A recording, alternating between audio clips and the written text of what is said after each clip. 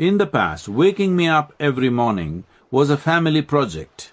My family would try to make me sit up in bed, I would keel over and fall asleep again.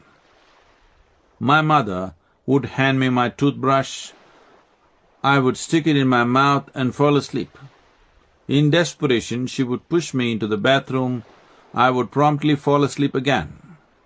But 3 months after starting yoga, my body started coming awake at 3:40 every morning, without any external prompting, as it does even today.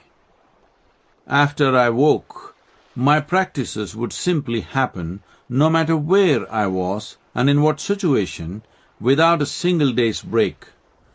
This simple yoga, called Angamardana, a system of yoga that strengthens sinews and limbs, definitely set me apart in any group of people physically and mentally.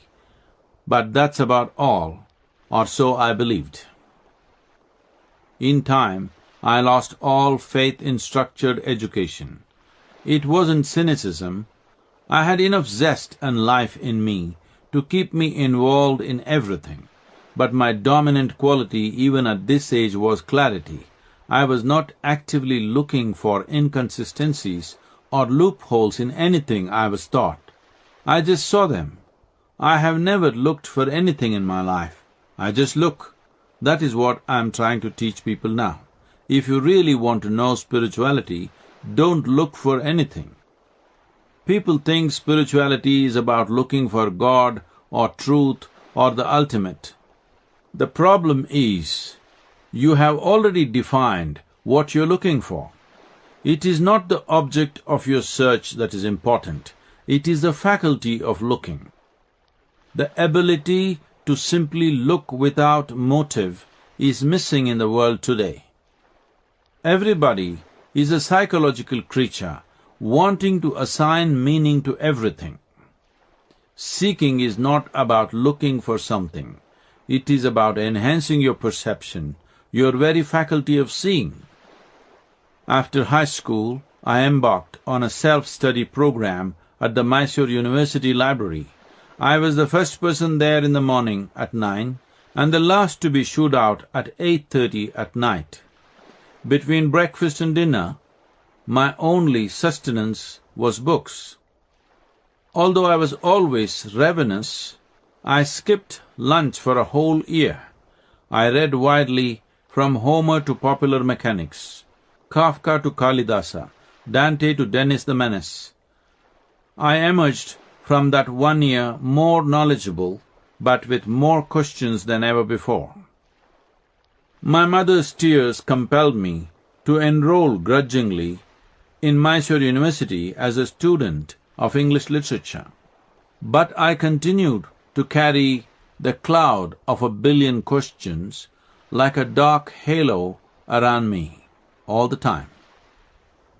Neither the library nor my professors could dispel it. Once again, I spent most of my time outside the classroom rather than in it. I found that all that was happening in class was the dictation of notes, and I was definitely not planning to be a stenographer. I once asked a lecturer to give me her notes so I could photocopy them. It would save her the trouble of dictation and me the trouble of attending. Finally, I made a deal with all the teachers who were more than happy not to have me in class. On each day of the month, they would mark me present in class. On the last day of the month, the attendance was registered. That day I would enter just to make sure they were keeping up their end of the bargain. A group of us started meeting under a huge banyan tree on the campus grounds.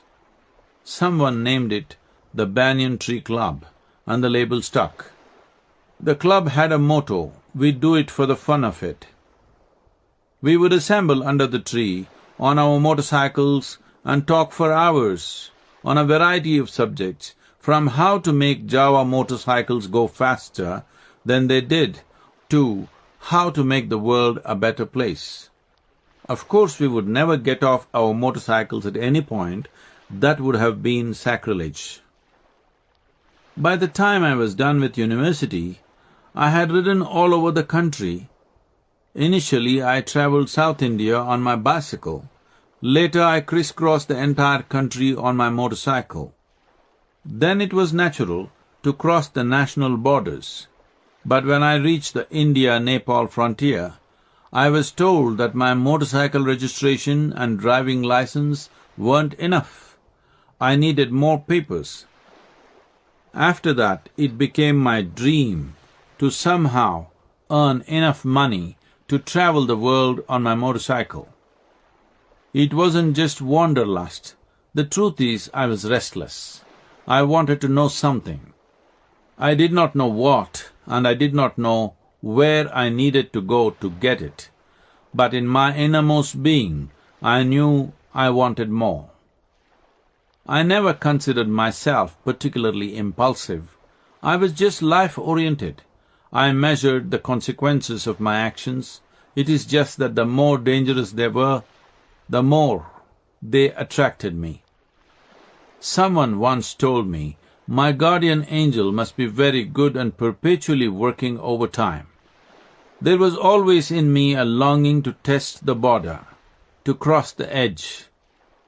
What and why were never questions for me. How was the only question. When I look back now, I realize that I never thought about what I wanted to become in life.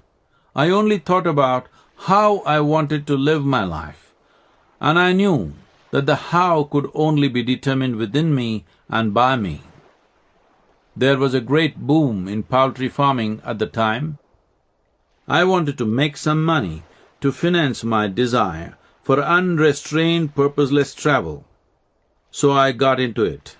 My father said, what am I going to tell people? That my son is rearing chickens? But I built my poultry farm, and I built it single-handedly from scratch. The business took off, profit started rolling in. I devoted my 4 hours every morning to the business.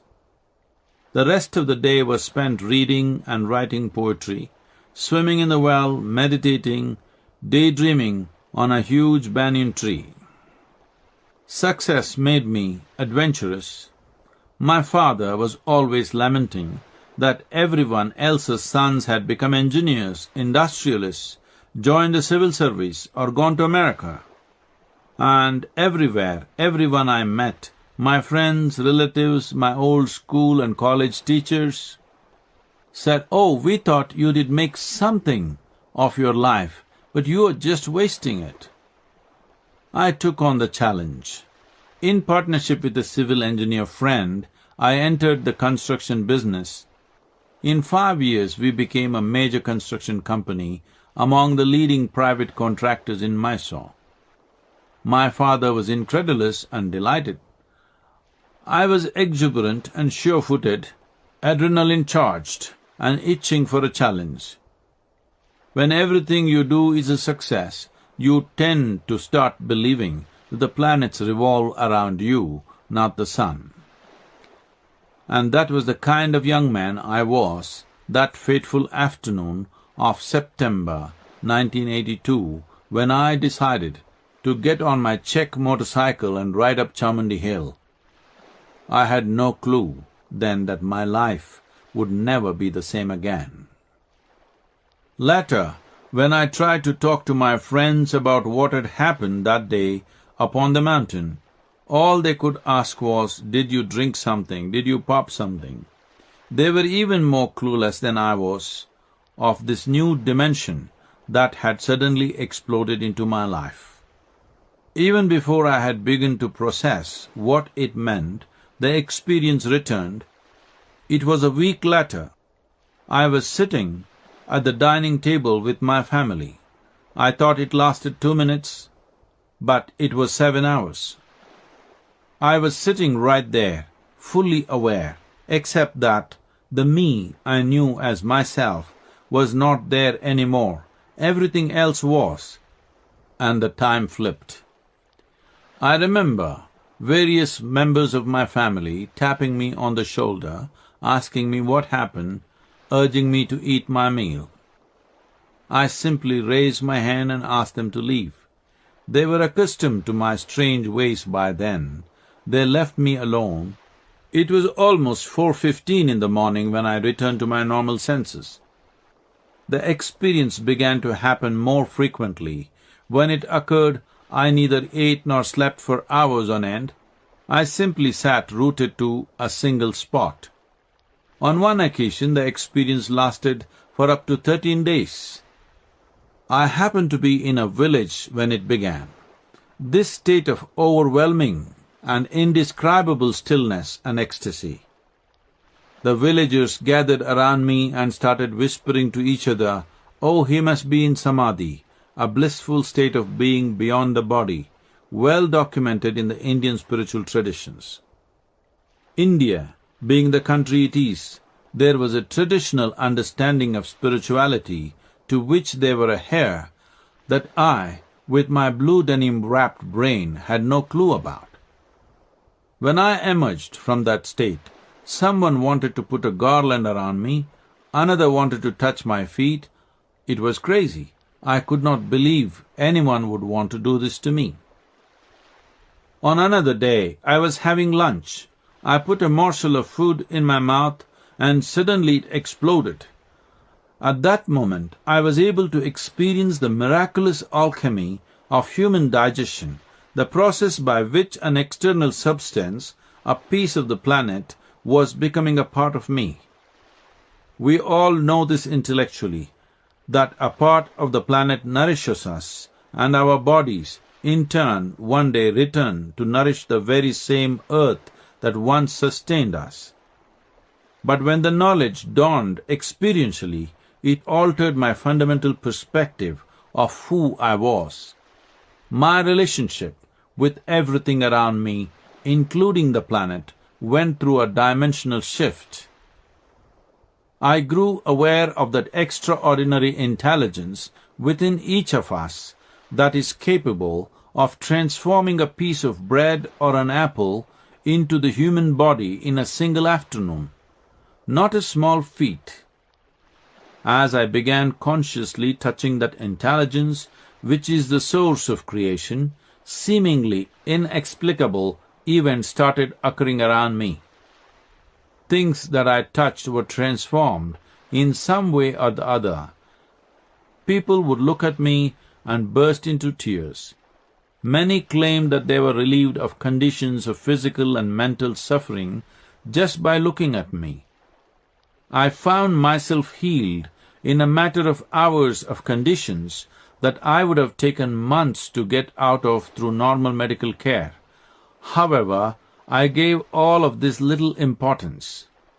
This ability to transform my external and internal reality quite dramatically has continued within me and around me to this very day. It is not something I have ever tried consciously to achieve. It is just that once one is in touch with this deeper dimension of intelligence, which is the very basis of existence here, life turns quite naturally miraculous. In about 6 to 8 weeks, this incredible experience became a living reality. During this time, everything about me changed dramatically. My physical appearance, the shape of my eyes, my gait, my voice, the very alignment of my body began changing so drastically that people around me started to notice as well.